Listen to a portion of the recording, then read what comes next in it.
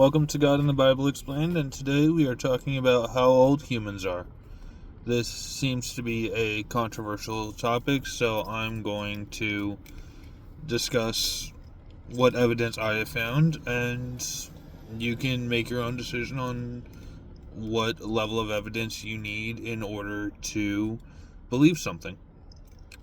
Now, I'm not going to say that I'm going to drag this video on and tell you my answer at the very end. No, that's garbage. That's stupid. What I'm going to do is I'm going to tell you right now. Humans are roughly 6,000 years old. Why do I believe this? There's a handful of reasons, and I will explain them to you.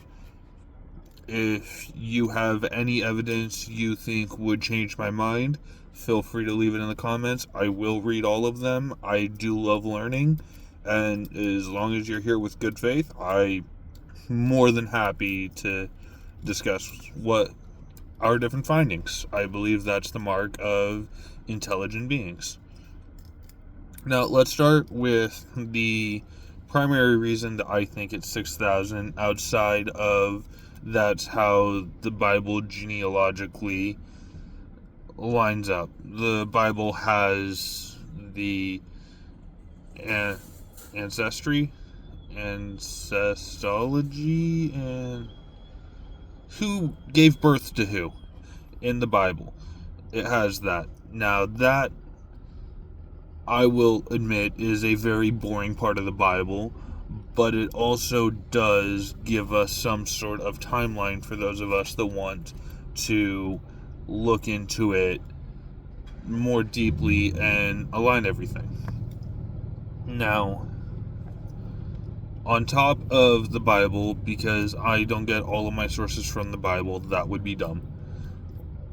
What I also found, I wanted to look at the oldest human thing that we found. What is the oldest thing that we have record of? And Gilgamesh, the story of Gilgamesh, seems to be the only thing that remains consistent. Gilgamesh is about 4,000 years old. It was 2100 BCE, roughly speaking. When we're talking hundreds to thousands of years, we're not going to get the exact date. But roughly 2100, and Gilgamesh was the first story, 2100 BC. But Gilgamesh is the first story. It's still preserved today, and that is the only thing that I can find that has concrete evidence of how far back we've gone. And I find that very interesting that also falls in line with the Bible. We still have the story of Gilgamesh. Now, many people will say, what about fossils? There's evidence that fossils are some thousands of years old, some millions of years old. The problem that I have with fossil dating is exactly how it's measured. Fossil dating is primarily done through either carbon dating or potassium dating, depending on how old they think it is.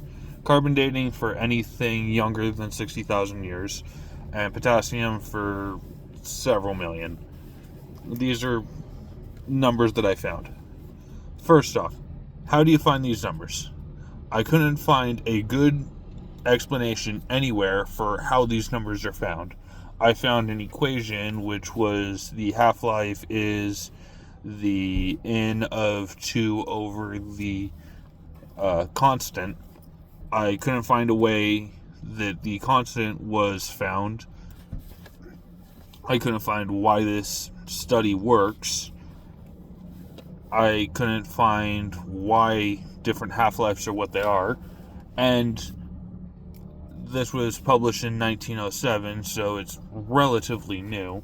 And the most important thing that I find in regards to this, when you look into carbon dating, and it's similar for basically every other kind of dating, basically what they say is the average amount of carbon in a living being is 10.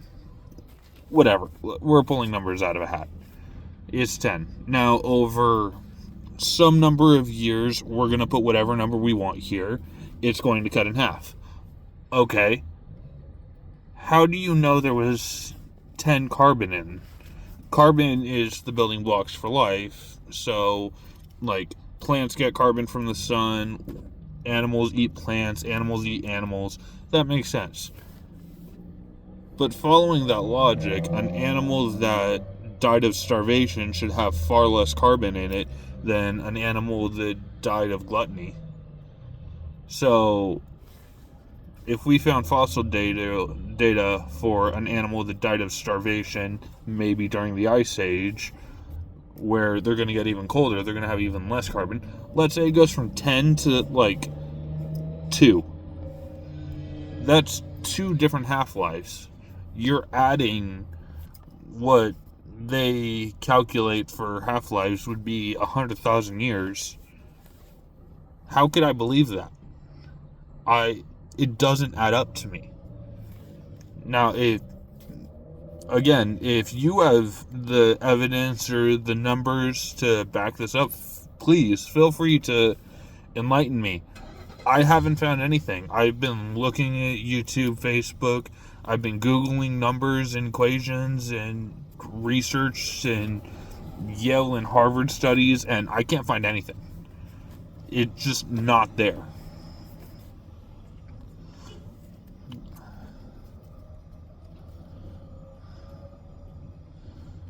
So, next up in line is kind of parallel to what I said, is different environments would decay at different rates. You say that there's a constant, and you won't give me the equation to find the constant, but whatever. But you're going to tell me that something's going to decay the same in a desert as it's going to decay in a tundra? I don't believe that. Anyone who's experienced both will tell you that those take wildly different approaches.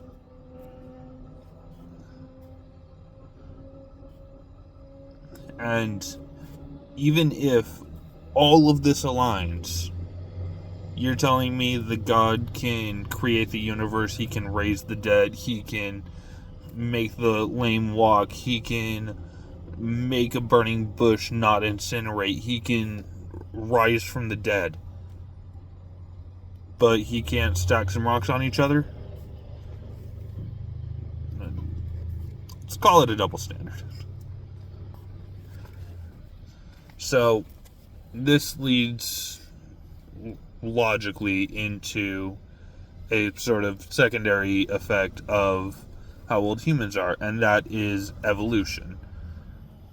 Evolution says that humans are, the numbers vary a lot, but most consistently what I found is that humans are 6 to 7 million years old, and this different variant of human, Homo sapien, is about 300,000 years old.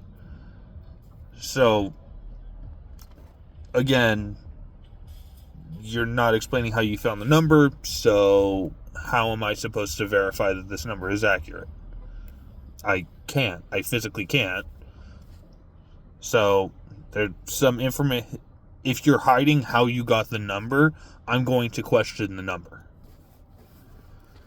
So, with this said, this is the biggest click that made me start questioning all of this.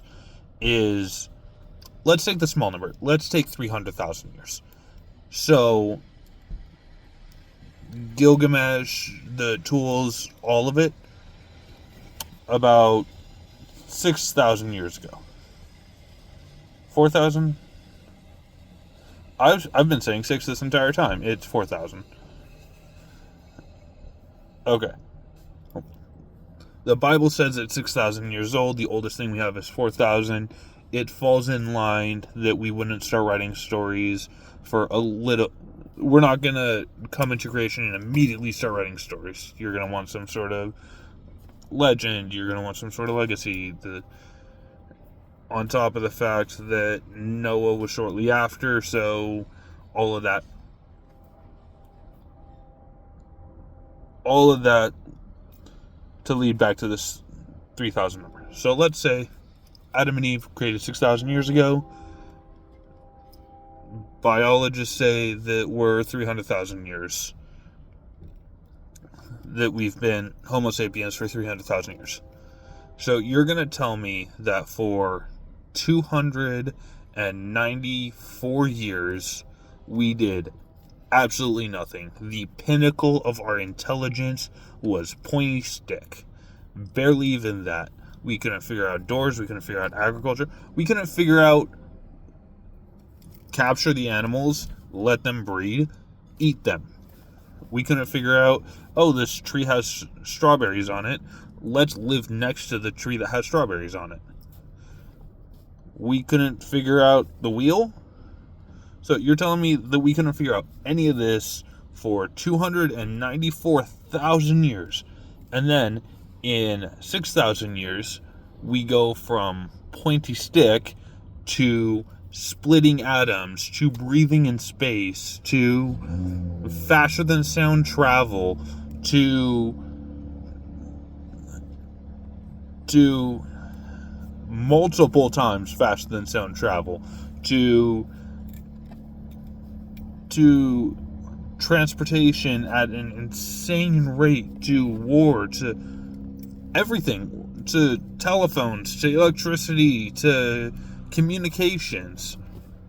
You're telling me that for 294,000 years, the pinnacle of our intelligence was pointy stick, and then we go into blacksmithing and phones and technology and computers and splitting atoms? That seems a bit ridiculous to me. Explain to me why nothing happened. What would that be? Like 1.5% of that amount of time? Maybe 2%? For 98% of the time, we do nothing, and then 2% of the time, we do everything. I personally don't believe it. You can if you want to, but it's not enough to convince me. This leads me to a slightly less important, but I still feel worthy of discussing topic, which is the evolution of animals. And this is a weird subject because it really doesn't matter, but I feel it needs to be talked about. And that is, there are just basic animals. We don't have 50,000 different species of spiders or snakes or whatever. We just have spiders, and then they adapt to different environments. There's a difference between evolution and adaptation. We can physically see, we can alter, we can force adaptation to happen. There's a reason that people who live in Russia are burlier and bulkier than the people who live in Japan. Because the people who live in Russia are in the cold environment, they wrestle bears, they punch each other for fun.